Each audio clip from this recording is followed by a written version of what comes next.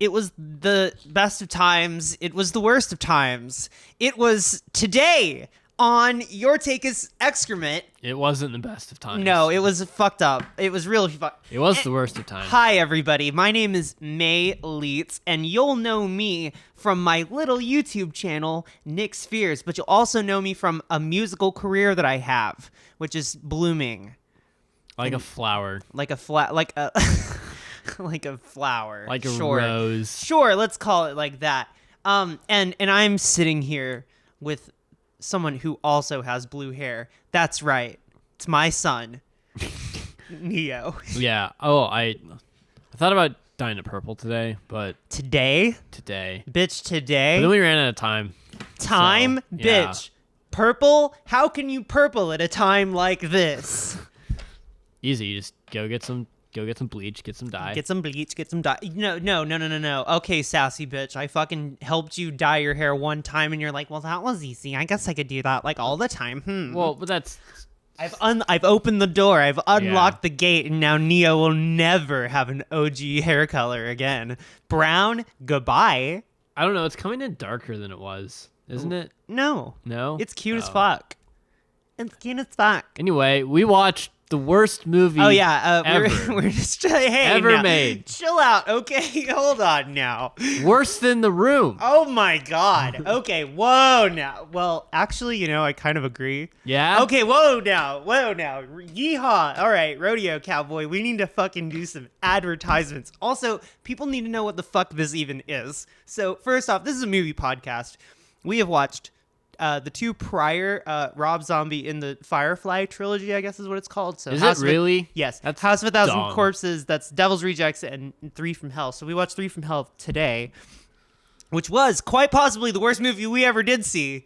But now, Neo, can you tell the people about the advertisements, please? Yes. We'd like to thank our sponsors, Machine Age Productions and the RPG #iHunt. What's the up? YouTube show Blood Thing. Hi. And Ambient Room Studio, the Etsy store. Yeah, look at that. Also, patreon.com/excrement. That's where you can find our shit and shit in Yeah. our hands, and we'll rub it on our tits. So, Just like Rob Zombie did to write can we? All right. Three from Hell. So, where to begin? Where to start and where to begin? Okay, Speaking of scat porn. Yeah, we actually fulfilled what the people wanted for the first time. Like, people were like, hey, can you actually fucking watch Three from Hell, please? And we were like, yeah, okay. Shout out to that to the person asking in the comments. You know who you are. Yeah, like about halfway through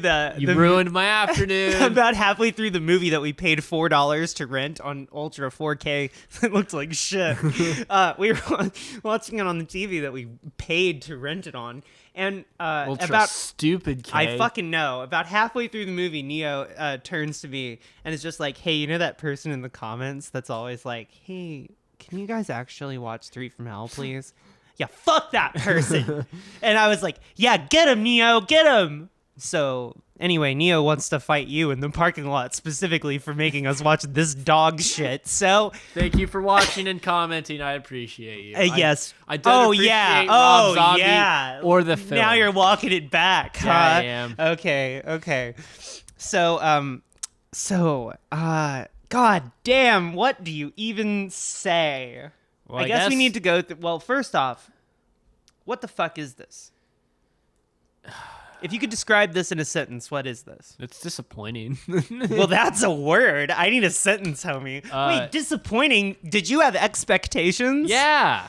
The fuck is this? Well, I liked the House of a Thousand Corpses and the Devil's Rejects. Wow. I mean, you did. It's true. Yeah. For the most part, I think I think you also we have gone on record to say that you rather enjoy Rob Zombie's general sensibility as a director. Well, not anymore. No, what happened? No, I don't know. What happened? Well, I think he got a case of the fuck arounds. I think don't- that's what happened here. Like, I don't know. I think he got a case of wow, I like watching rape. I'm going to put more of that in my film. Oh, get him. No, you're right. I mean, he has a weird problem with that. Yeah. That's like a whole black pit to get into. But, I mean, other than that, I think he got a little case of the fuck arounds. Sid Haig was old. He was like, damn, I got to get some footage of this homie. And Well, Spalding's about to go. I got to get in there. but like, why have him in the film at all? I don't know. I don't fucking know. It's not like he has a contribution. Anyway, really. okay. We are Okay. getting so fucking ahead of ourselves. So House of a Thousand Corpses, to sum it up very quickly, is a movie about a murder cannibal family. And the thing is, it starts off as a movie that just seems to be like a Texas Chainsaw Massacre ripoff, but then it quickly pivots and you realize that the murder family is actually kind of the protagonists and they're actually the heroes. Yeah, they're all jolly and happy and anti-authoritarian. Yeah, and you're all about it. And then Devil's Rejects is the sequel where Rob Zombie decides to make them the main protagonist just all the way, and they fight cops, and they get a case of the fuck arounds, and they kill a bunch of people, and then they die in a hail of gunfire. Or do they? Well, okay, so here's the deal. A decade passed between then and now. Understand that. I mean, really, really deep in that brain of yours, understand that a fucking decade passed between they got killed in a hail of gunfire and guess what? They're back. Do you know what I was doing a decade ago? Jerking off, probably. Yeah. What else? That That was it? was it. Okay. I was I was 15. Okay, so definitely jerking off. What does that correspond to? Like 8th grade? 9th grade? I guess. God, that sucked. I hated that. I was getting bullied. Me too. I was getting Trust me. just getting fucking Anyway. So that's about when the Devil's Rejects came out. Yeah. Is when you were getting bullied and jerking off. That was back when. So when you were mere teenage jism, Rob Zombie was out there being a mover and shaker, making fucking cinema, and we're over here talking shit. Well, I mean, That's so what I'm saying. if you would have ended it with this trilogy there, it would have been fine. But 10 years later, he has to go make this horse shit. I don't even understand why this happened. I don't know. Like genuinely. Okay. So my big gripe, I guess, is that the whole movie is like a cul-de-sac, where the whole bit is just that it's just a movie just to fuck around with the characters a bit and then move on. And it's just like, here they are, and you love them, bye. And It's there's like- no through line. So it reminded me of the Book of Boba Fett, God damn which it. I've only watched one episode of. It's so okay. But, like- Pause. The last time we talked about the Book of Boba Fett, you and I got in a shouting match on this podcast, and I think I even told you to go fuck yourself because of your persistence on watching that shit show. So now Yeah. tell everybody about how May was right and it's the worst show ever. Well, no, okay. I can't remember his actor, but Boba Fett was cool in The Mandalorian. Bullshit. He came in season 2. No, he was. The Mandalorian's great. Bullshit. No, you've admitted to liking The Mandalorian. I kind of like the first episode. So don't bullshit me. Boba But- Fett's fucking nothing. Anyway, we can't fight about this right now. Yes, no, we can. But This so is he the was Rob Zombie cool. podcast. He was cool in in Mandalorian. But then, like, when they gave them his own show, they just decided to Does he get a case of the fuck arounds? they get the case of the fuck around where it's like I got it's you like to say it. like this is- Yes, I win. Continue. they're like we like this character. This character's cool. Let's just have him do I don't know, jack all. Like let's just have him do I don't know things. Well, and everything cool that could have happened happens pretty much off screen. Yeah. Or Yeah. Anyway, and so it's like in the movie, 10 minutes in, we're gonna summarize it because Oh, okay. We're pivoting back to Rob Zombie, yeah. Rob Johnson. Well, we gotta summarize the fucking film. All right, Robert. So Robert's gonna tell us a story. Everybody, gather around the campfire. all the characters who got shot each 20 times, they mention that specifically in the film.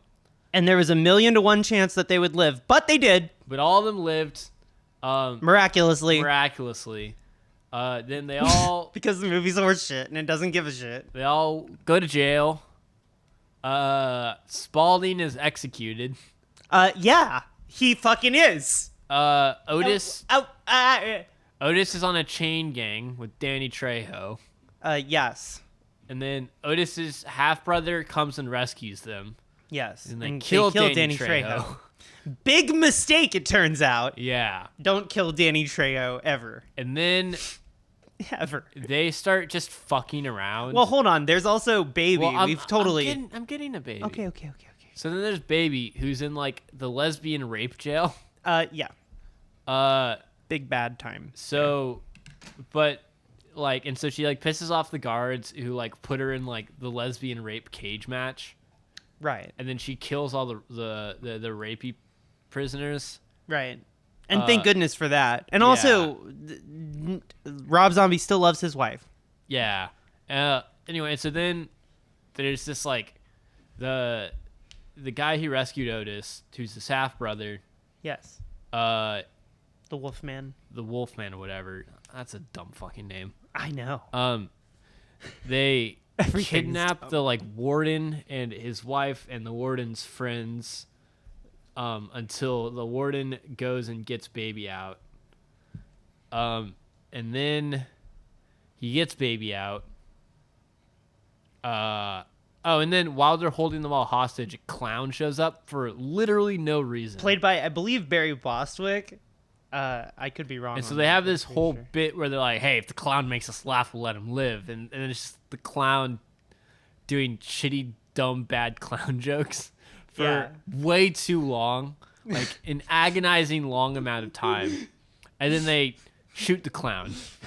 And that's kill that. him. And so they introduce him, they dick around, and then they kill him. And then they've wasted 15 minutes of the fucking movie. Anyway, so Baby stabs someone to death in broad daylight, gets seen by a neighbor. For some reason, doesn't kill the neighbor. I have to pause. Can I please pause? I Yeah. have to tell you something. So when I was in film school, I worked as a DIT. Do you know what that is? It's data in transfer. It's basically when somebody is shooting on camera, they're taking data from the camera and giving it to you. You put it on a hard drive, and then that hard drive is stored and prepared for editing. Mm-hmm. So when I was working in this situation, I learned that hard drives are fucking expensive. I also learned that SD cards are fucking expensive, but I also learned that when you're shooting on an 8K Red, you're literally burning tens of thousands of dollars per like few minutes Right. on that sumbitch. And you gotta have some serious money to be running that shit. Yeah. So that clown fucking scene that was a total waste of my time, that was a total cul-de-sac, could have probably paid for the lives of every homeless person in Dallas.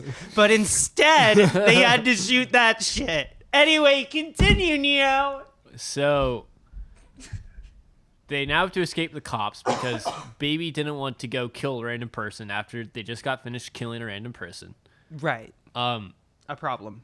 And so during the escape, Baby puts on a Native American headdress. Oh, yeah. Then the movie and gets good. Gets a bow and arrow. Oh, good. Well, she puts it on, then she starts doing like really racist, like faux Yes. chanting Yeah. and like dancing and humming. Hmm. She sure does. And then after that, they're on the road. Baby kills someone who's going to a Halloween party. Well, who's yeah. wearing a sombrero and a glue-on mustache. I know you're thinking there's no way that Baby comes in and does a racist Indian impression with a fucking headdress on and then comes in and, And then does a immediately- racist Mexican impression. The next scene, she walks into the room with a sombrero and a fake mustache on, me. with a Mexican accent and humming like a mariachi song. Jesus Christ. And then she's like, I know how to escape the law. Oh, okay. This is important. Right before she comes in, they're having the worst conversation of any conversation in history of all conversations. Yeah. Otis and the wolf idiot. Yeah, the wolf man says, well, Otis, the movie's over. I mean, we basically killed the people we needed to kill. We got baby out of prison. Right. You know, the movie's over. Well, yeah. What do we do? Well, also, and Otis goes, honestly, I don't fucking know. I didn't think we'd make it this far. Right. Well, so there's this whole bit where none of them are admitting to their crimes in prison, and they're doing a kind of a Manson thing. Right. And then being esoteric intentionally just because whatever. Just because. Well, and the whole thing is like, it's the injustice system. We're fighting against the injustices of the country, where it's like, right, but okay, all right, but they never follow through with that. No, so. well, also they're murdering random people, like they're not like hunting down judges or cops or prosecutors. There's no real conconsistency in their ideology, really. No ideological consistency. They're just kind of nihilists. They're like a 14-year-old libertarian. Kinda. Otis is basically a 14-year-old libertarian with a knife. Yeah. Don't you know it? Anyway, so they decide they're like, well, what do we do now? Well, let's make a movie. What about? I don't know. Let's make porno. Yeah. Where everybody has sex. Well, so then there's some. You know what? There's some foreshadowing there. Well, yeah, there is honestly some foreshadowing there, because then very literally. It like cuts. Baby comes in and goes, we should go to Mexico, and then they hard cut to Mexico where they just have sex with people for 30 minutes. Well, yeah, so they go to Mexico, where the guy in charge of the town is some like white dude for named no reason. Carlos, who's very annoying. Yeah, and then Carlos like puts them up, and then calls Danny Trejo's son. And is like, hey, the idiots who killed your dad are here. Come get them. Mm-hmm. And so anyway, but then there's like a 30-minute bit where they're so like all the Mexicans are in like the whole Day of the Dead like face paint. Well, yeah, it's the most base level approach to Mexican culture. It's really kind of stupid and racist. I feel like people have probably noted this, but I mean, like, the villains all wear luchador masks. Yeah, like, come on, guys. Well, and so like, and all the Mexican people are like have like the skull face paint. I can't remember what it's called. Like Dia de Muerte. Yeah, and everyone important in the town is white. Right, which is great. I love that. Yeah. It's just and then like all the women of course want to sleep with these like white trash crockety dudes, which like, no one on earth would ever want to fuck. The like, most imagine fucking Otis. Good God. Anyway, so then there's like a 30-minute bit where they're all just having sex, and with it's a lot of different people. And yeah, you're like cool, and it's cool just beans. obnoxious and long. Well, and it's literally a case of the fuck arounds. Okay. In screenwriting terms, I don't want to be annoying and pedantic and come from like speak from authority, because I think speaking from authority is really stupid, but hear me out. The fun and games segment of a screenplay is like this part where they're just like dicking around, and it's also in The Devil's Rejects. Remember, they get high with the guy and they party with him, and that's a whole segment of the film as well. But there's a significance to one where there's not a significance to the other. And also they're exactly the same. Only one is far shittier. Uh-huh. It's a very long fun and game segment. Right, but in the midst of nothing. There's no plot happening. Anyway, so then Carlos sells them out, and all of these dudes in luchador masks. And so I have a theory about that. Okay. One, it's base level and kind of racist. Okay. A little bit. Where it's like if Saints Row does a bit more tastefully than you do, you have a problem, right? Yeah, I kind of feel like that's probably true. Like, I love Saints Row 3. It might be one of my favorite games of all time. But like, the whole, I can't remember what the gang name is, but the gang of luchadors it's like kind of a bad bit, but also they handle it a lot better than Rob Zombie does. And so anyway, the bar is pretty low there. But what I think is the bit is Rob Zombie didn't want to get Hispanic people, so the utility of the luchador masks is they're all white people, because whenever they talk, whenever they talk, they all sound really white. Oh my god, Neo, oh my god, I'm gonna pass out. Holy shit, that's true. That's fucking true. That's why he did that. Ah, no, that's exactly why he did that. Yeah. So. Oh my god, I had not like, considered that until just now. So there's like now layers on this like racism appropriation. Jesus fucking cake. Christ, Jesus fucking. Where, and also it's like a lot of times what's going on? A lot of times I don't think it's like, you know, appropriation doesn't reach the point of like overt racism. You know, it's kind annoying. It's annoying. It's like pest racism. It's not like good. And I'm not saying it's not like a problem, but also like, you know, it's pathetic and annoying. Yeah, it's just kind of like white, you know. Yeah. But this movie like appropriates so hard that it's like it's to such an nth degree where it just swings into like the big racism again. Which is like genuinely takes effort to do, you know. But so anyway, so then the luchador kill squad come in, and who I guess are just white people in luchador masks. Yes, because I'm gonna lose my mind. And so, Baby puts on the headdress again, takes the bow and arrow.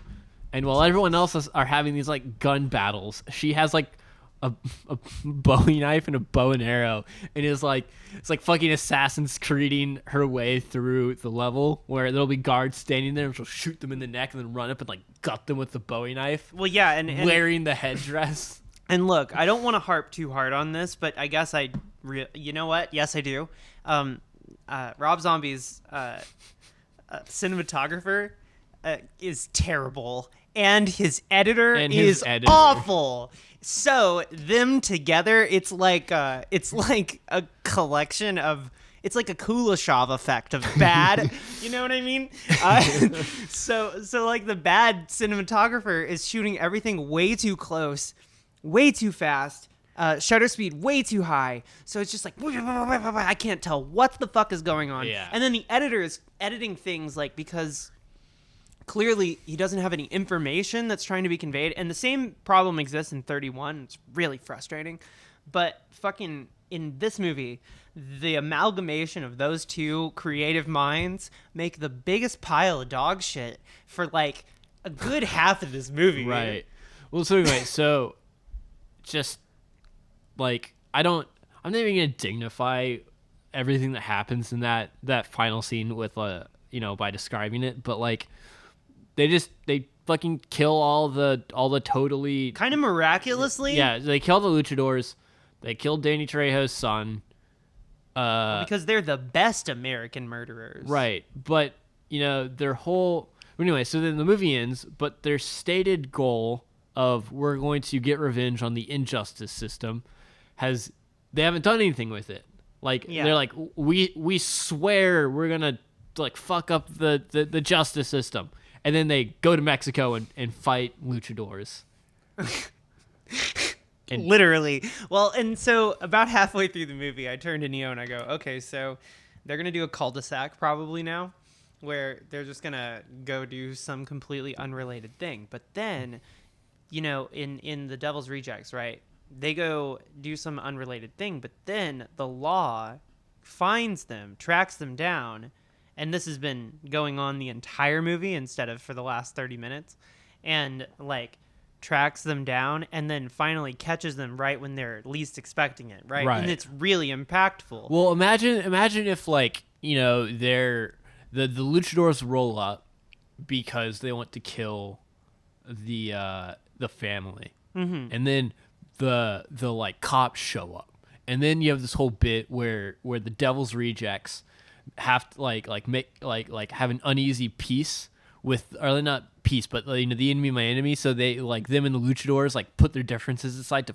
kill the fucking pigs. Yeah, You know? I mean that would be fucking awesome. And that's totally like in character. Like it makes sense. Like so it's just like and it checks off the box of like they're like, hey, let's go fuck up cops. Anyway, Right. and so it's just like the movie's just kind of half-assed in the worst possible way. Yeah, and I think that would be the main descriptor of the movie is half-assed. It's just like I mean, even the fucking gore effects are pathetic. yeah. Well, and also I'm and I might be wrong, but I am 85% sure that the sounds they use for the M4s at the end that the cartel or not the cartel they're obviously like supposed to be cartel, but something like that. the luchadors have are I'm pretty sure they're the same sound effect from the M4s CS:GO? from CS:GO. Yeah, It sounds just like it's like a Identical. Valve source thing. they probably got it from the same source yeah, location. Well, and which is like I mean the editing, the sound, the every aspect of it is pretty fucking not there. I mean, so Rob Zombie does this thing where he sources music very specifically and he spends a lot of money on it. But this one, he's got Inagata Davida in there. mm-hmm. There's like a country song at one point, but it's like there's nothing really notable going on there musically. Nothing. I mean, think about fucking Devil's Rejects.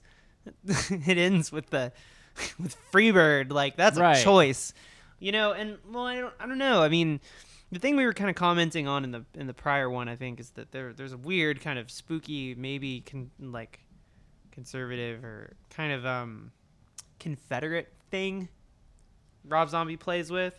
It's a little like Yeah. spooky. In this movie, it's kind of full blown. Yeah, He just kind of full blown goes there for some reason. I don't know why.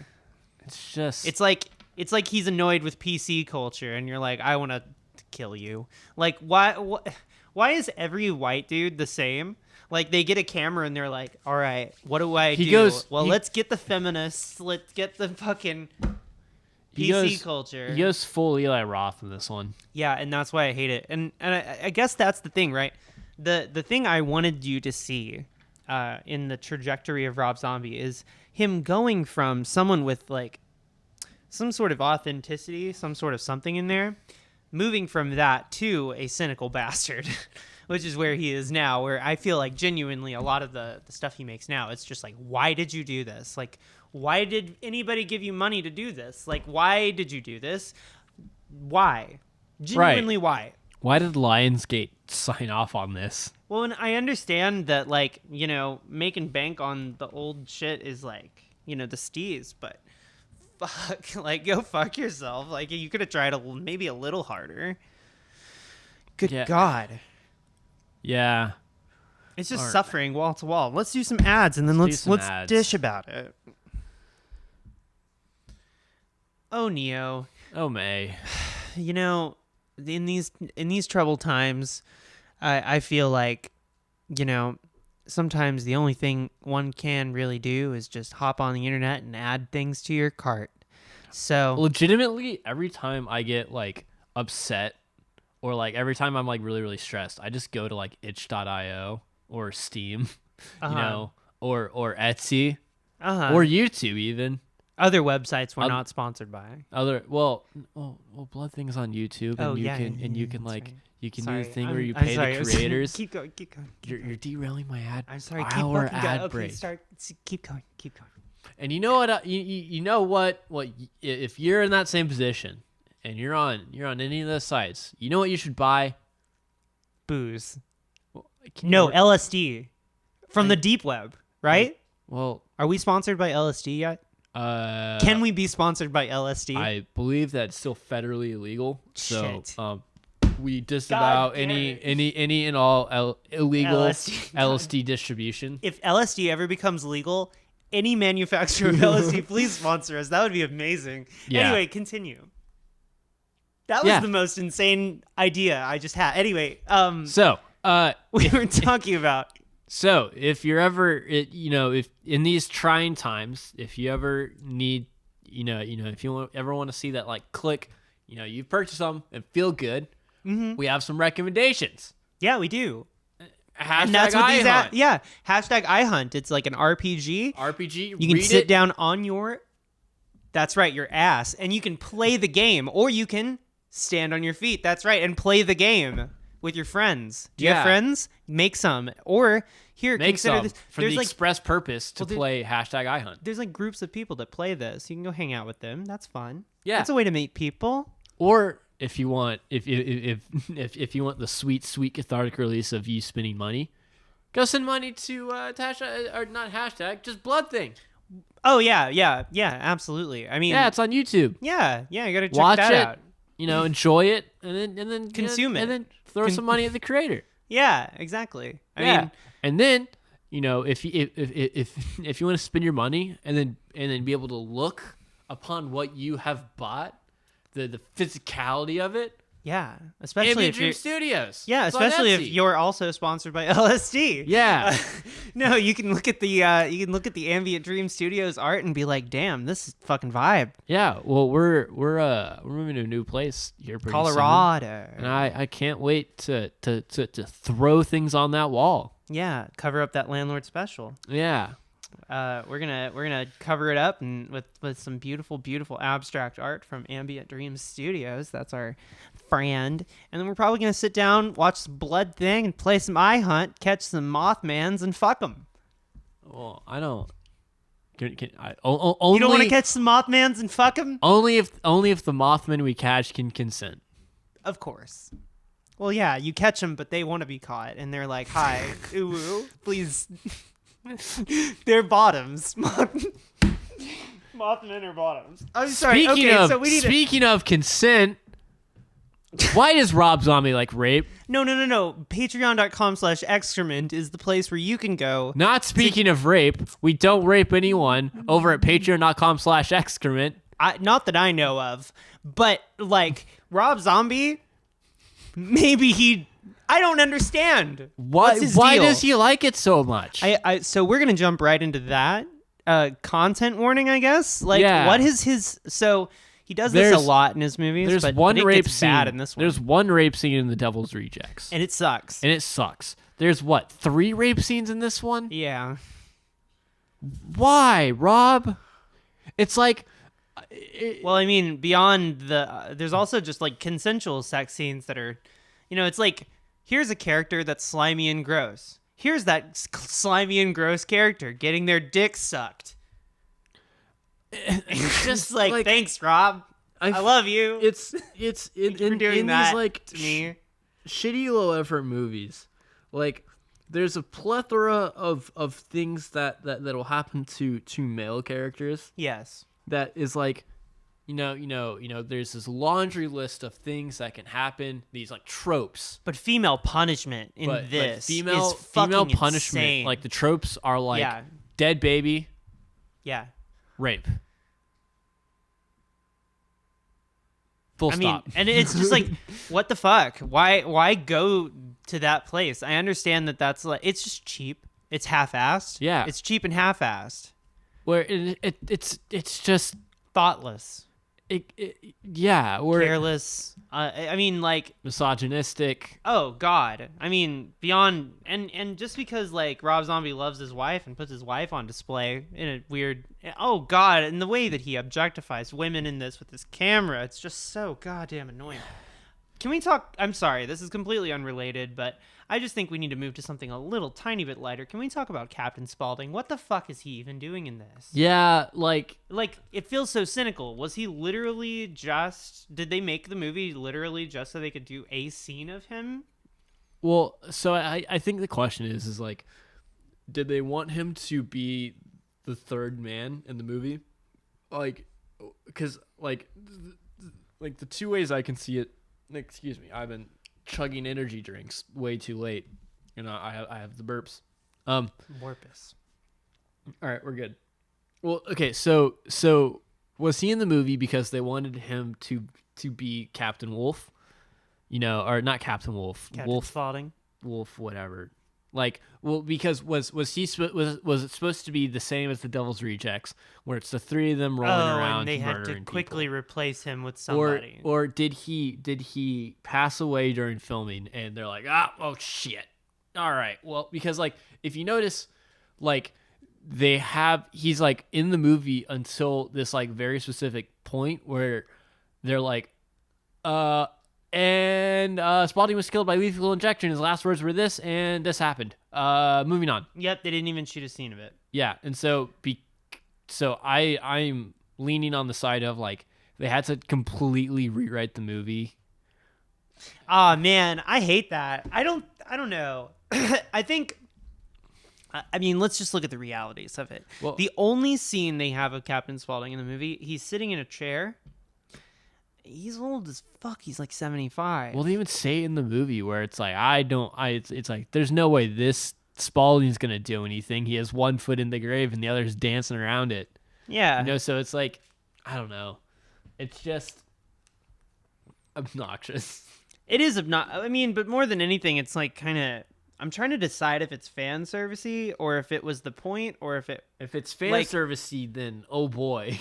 Well, but let me ask you this: like, let's say that Sid Haig in his final years there had some medical bills, some shit he needed help with, and he couldn't get a whole bunch of roles. You know, he's like a old timer. He's kind of an old bean, and who's gonna cast him but Rob Zombie? You know what I mean? Rob Zombie's like, oh fuck, I guess let's make one more little doohickey there. Just shoot one scene with him. He can make a little bit of dough, you know, and help him and his family as he passes. And then, you know, me and Sherry Moon can hang out with Bill Moseley and my other friend, what's his face, Richard Brake, and we can get a case of the fuck-arounds and shoot a bunch of erotic stuff in Mexico. That's also really racist for no reason at all. And also, like, Richard Brake, he kind of sucked in this movie. Yeah, he's great. But just generally, he's really he does super suck in this. The only other thing I've really seen him in is Mandy.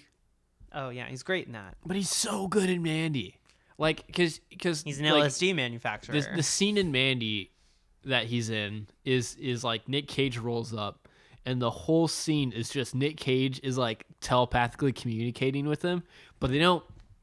The movie doesn't tell you Nick Cage's side. So the whole scene is Nick Cage just staring at him, like snarling, and he's talking to Nick Cage. And Richard Brake responding to his his telepathy. Like the bit is like he's like you know Nick Cage walks in and he like reaches for a gun and just like dips his fingernails and licks it. Yeah. And then he turns around. They stare. They like look into each other's eyes. And it's like, oh man, they wronged you. Oh, you exude a cosmic darkness. Yeah. Like he's so good in that. Yeah. Well, and there's this movie called 31, which Rob Zombie directed. I think I've told you about it before. It's bad, terrible, shit, dog shit. I would even call it poop from a toilet. But the first scene of it is fantastic. It has Richard Brake playing a murderous clown because Rob Zombie has a clown fetish, which we'll get to. Does. He has a clown fetish for some fucking reason.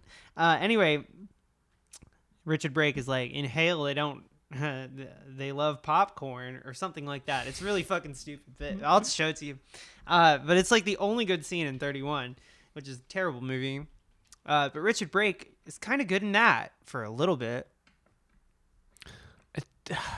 I met Richard Brake once. He was nice. Yeah, he's a good dude. I met Bill Moseley a few times. He's also a good dude.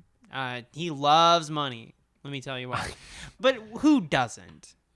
Well, I'm not me, but I mean, like, you go to a horror convention, and okay, so you have to understand something, and this is something that you, an audience member at home, is not going to quite understand the metatextual commercial relationship that this all has. So understand that Sid Haig, Bill Moseley, you know, Karen Black in her later years, oh my God, Malcolm McDowell is doing this now. You know, it's like all these celebrities are basically zooing themselves in these horror conventions and kind of selling pictures of themselves that are signed for like $40-$50 a pop.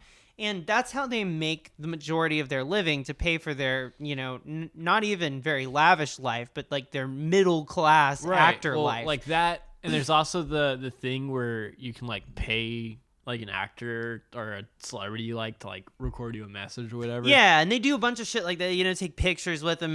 But if you've ever been to a horror convention, it's just like a shitload of people making a shitload of cash off of like signed pictures and, selfies. I don't know. But understand that the industry only thrives so long as those people can tour around with like a film. So if they have relevance. So understand that 10 years passes and Sid Haig goes from someone who's like really, really hot and really, really relevant in the horror world because of him being Captain Spaulding for 2 movies to him being old as fuck, nearly dead, hard to travel. And he's like doing these horror conventions and barely hanging on, taking pictures and giving people thumbs ups, all day long, every fucking day. So like throwing him a bone is giving him a role, because then the idea is he can tour around with it and make a little bit of dough. And the same is true for pretty much all of the cast of this. Like, so there's a twofold idea here where it's like, on one hand, yes, this is a film, but on another hand, this is an advertisement to meet these homies at horror conventions and get them to sign a picture for $40. I don't know. I feel like that's kind of exploitative. Oh, yeah? Yeah. Why do you feel that way, Neo? I don't know. Well, I mean, I get that like people need to make money and shit. Well, and come on. Don't you want to spend $50 fucking dollars on a picture that you could have printed on your printer of that's signed with a squiggle from a Sharpie of somebody who was barely in a movie that was made by people you'll never meet in your entire life for money that's more than you'll ever have? Why not? I don't know. Well, I know it's a bit depressing, but my point is just like there's a shitty thriving Rob Zombie. It has a good relationship with the horror community because he throws a lot of these people a bone.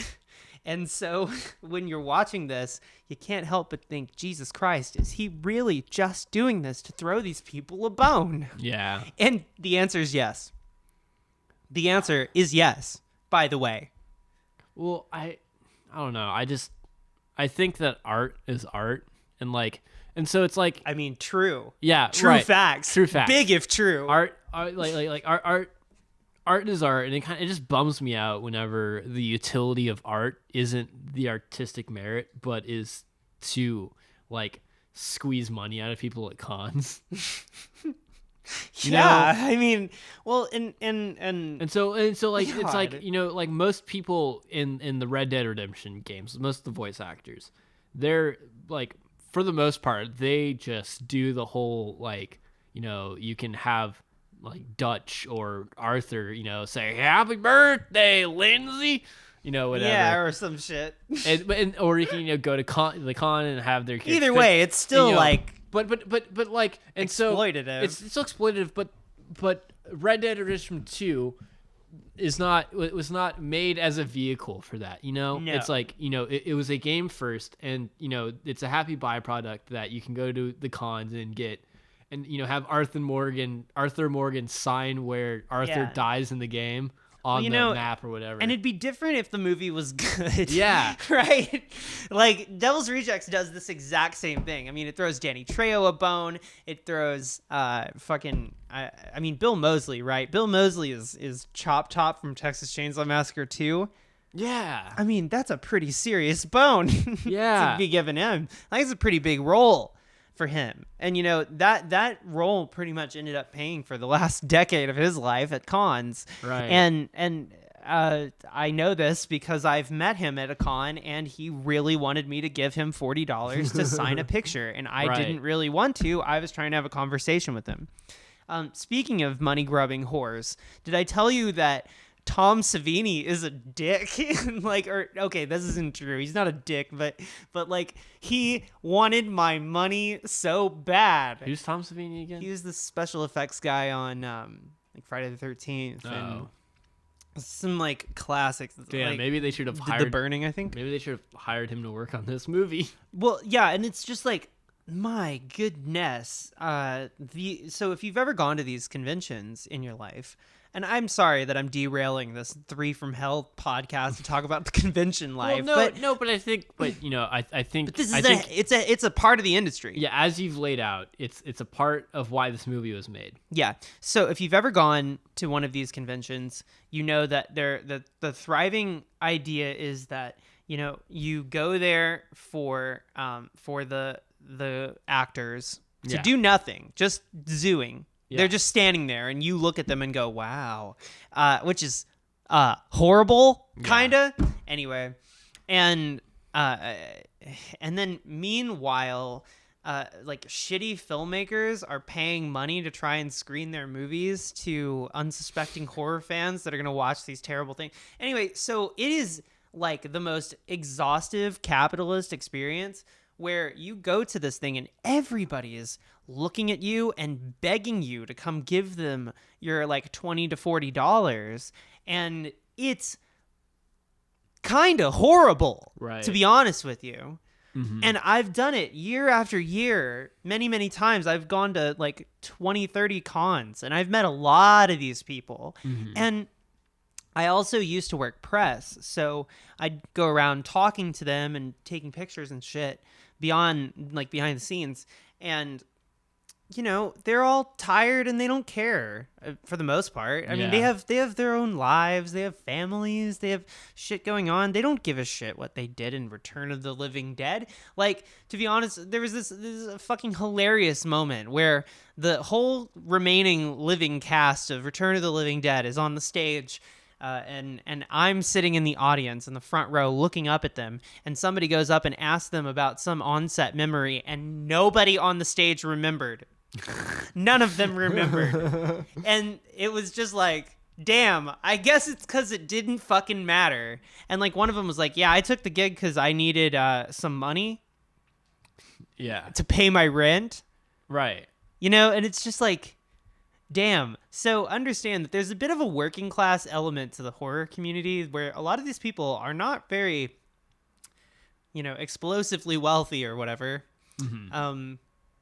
And they travel for a living, zooing themselves to make money. And Rob Zombie is throwing them a bone because he loves them. But it's almost insulting, I feel like, to do the same thing that he usually does, which is take these like classic, like underrated horror folks and put them in the spotlight and just give them the worst roles. Yeah. Just completely underuse them. Do nothing with them even.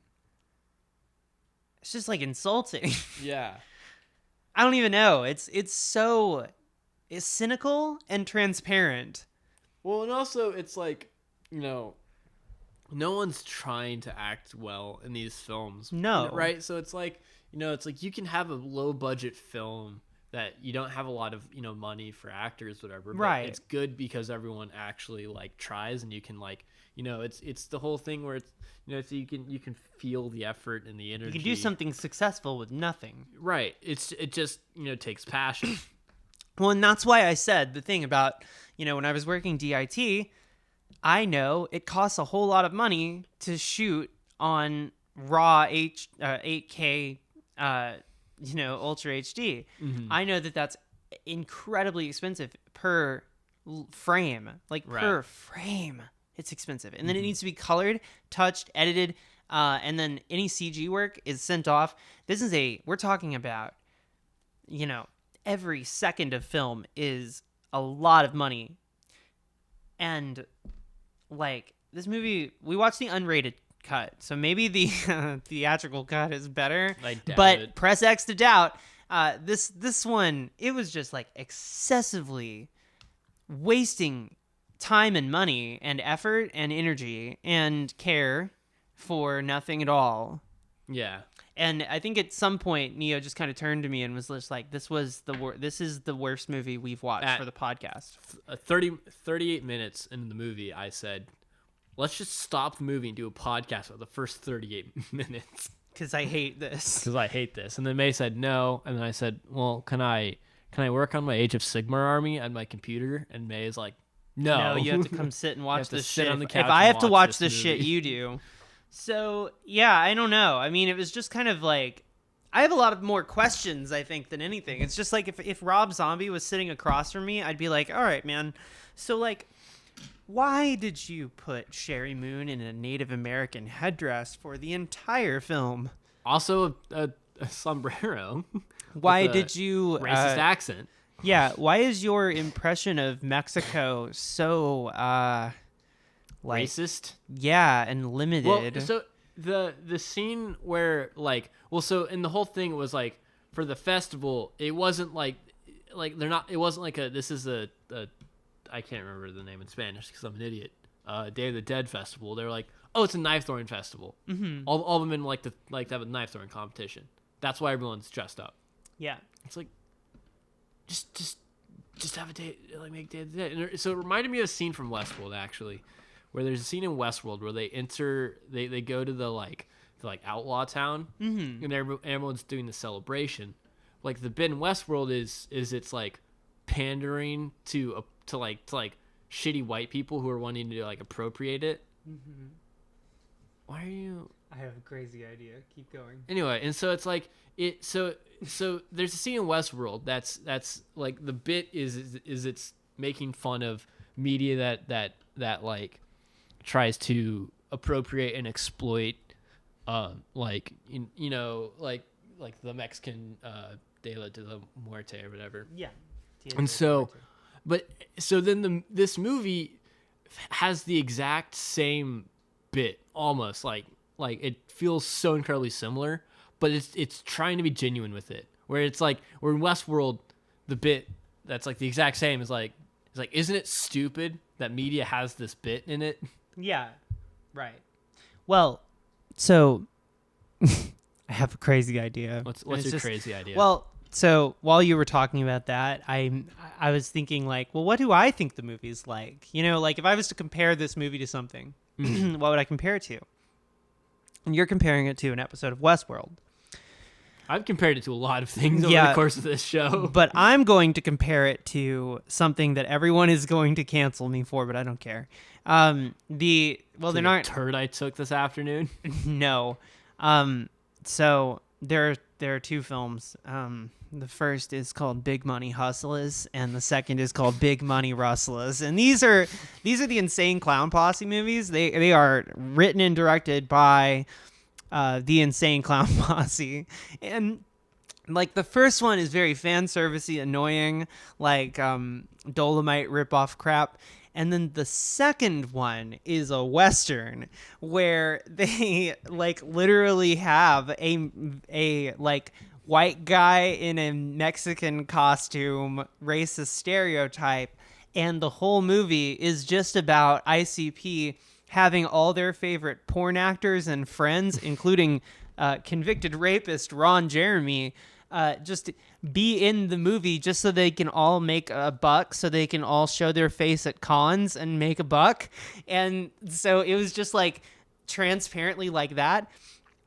Three from Hell and Big Money Rustlers, are identical films. I think they're very similar. I think someone could scientifically sit down and frame by frame compare Big Money Rustlers and Three from Hell. Mate. But the difference is that Big Money Rustlers was made for like, $50 and whatever Violent J had in his pocket. And Rob Zombie has Lionsgate money. Do you understand what you've just done to us, May? Made everybody think I'm a juggalo again? No, you've damned Juggalette, us sorry. Damned us to watch those two films. Do you want to watch them? I mean, I want to watch them. I feel like the audience is going to want. I want to watch them right now. Oh my god, I love those. Azzy. Right. I love those movies. No, they're the best. Like, okay. Oh my god. We can't do that. I can't derail the podcast to talk about how great the Insane Clown Posse movies are. But Well, I mean, you can. I don't think there's anything else to say on About Rob Zombie. about Rob Zombie Well, and it's his shitty just fucking like movie. Rob Zombie got cynical and lame, and I don't know why he didn't give a shit. And for whatever reason, it's just like House of a Thousand Corpses, his passion project, his love. I see it on the screen, his authenticity. Yeah. Devil's Rejects. You know, he had something to say, and he said it, and he was proud about it, even though it didn't age perfectly, but he tried. Three from Hell. Everybody's sleepy. Let's get them together. Maybe they can make $50 at a con. Right. And that's why I'm going to deposit Three from Hell directly into the poo-poo doo-doo pile. A big piece of shit. Straight to shit. Straight to shit. Straight No, to shit. no gold for you, bitch. No. Sorry, Rob. Maybe your Monsters movie will be filled with passion. Press X to doubt, though. I don't know. I feel like some soul in him has died, and I feel like I've felt that way ever since I heard the song "Everyone's Fucking in a UFO," because I was just like, man, no, they're not. Like, objectively, no one is fucking in a UFO. I wish Rob, I was. no, you don't. What? Think about it. You don't want a fucking UFO? No, in the air, I'm terrified of flying. That's Oh. like when people are like, I joined the Mile High Club. It's like, fuck you, then. Like, I have anxiety. Are you Really? kidding me? I love being in airplanes. Fuck you. I hate them. The only time I didn't was we had some like incredibly bad turbulence one time. Yeah. Flying across the Atlantic, and we were literally like having like 100-foot dips. Oh, Where it God. literally Yeah, felt I like would a nightmare of a roller coaster. fucking die. So I was doing I was in the fetal position with like the barf bag to my mouth. Oh, yeah, As he was, like, I betcha. It's like dropping, Ready it's to like- die at any yeah. moment. God damn. But other than that, I love flying.